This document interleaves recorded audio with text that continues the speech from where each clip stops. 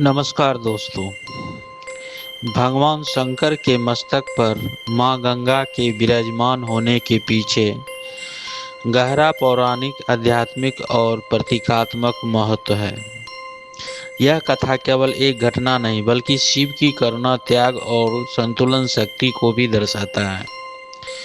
पौराणिक कथा के अनुसार, पुराणों के अनुसार राजा सागर के 60,000 पुत्र कपिल मुनि के श्राप से भस्म हो गए थे। उनकी आत्मा की मुक्ति के लिए उनके वंशज राजा भगीरथ ने कठोर तपस्या की। उसके बाद उनकी इस प्रकार की तपस्या से प्रसन्न होकर मां गंगा स्वर्ग से पृथ्वी पर अवतरित होने को तैयार हुई।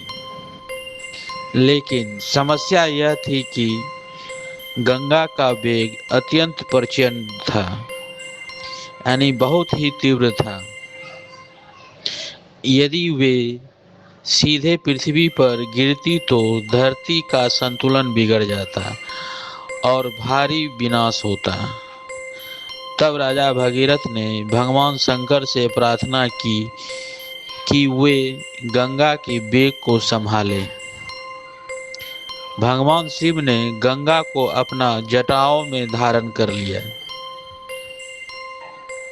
उनकी जटाओं में उलझकर गंगा का वेग शांत हो गया और फिर से धाराओं में बटकर धीरे धीरे पृथ्वी पर प्रवाहित होने लगी। इसी कारण से भगवान शंकर को गंगाधर भी कहा जाता है। इसका आध्यात्मिक अर्थ यह होता है कि भगवान शिव का मस्तक ज्ञान और चेतना का भी प्रतीक है। गंगा का वह विराजमान होना यह दर्शाता है कि ज्ञान और शुद्धता तभी कल्याणकारी होती है जब वह संयम और विवेक के साथ प्रवाहित हो। शिव यह भी सिखाते हैं कि शक्ति को नियंत्रण करना ही सच्ची महानता है। मां गंगा पवित्रता और मोक्ष का भी प्रतीक है, जो कि शिव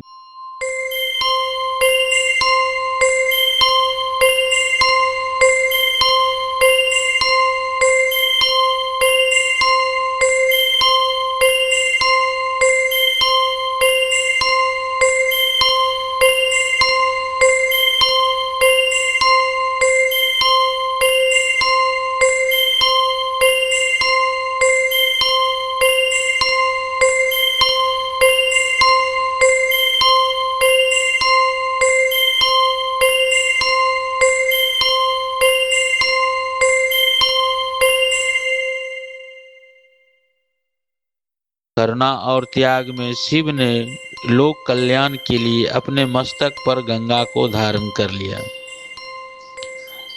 शिव और गंगा का संबंध यह दर्शाता है कि शिव केवल योगी नहीं बल्कि लोकनाथ भी हैं। वे संसार के कष्टों को अपने ऊपर लेकर दूसरों को शांति देते हैं।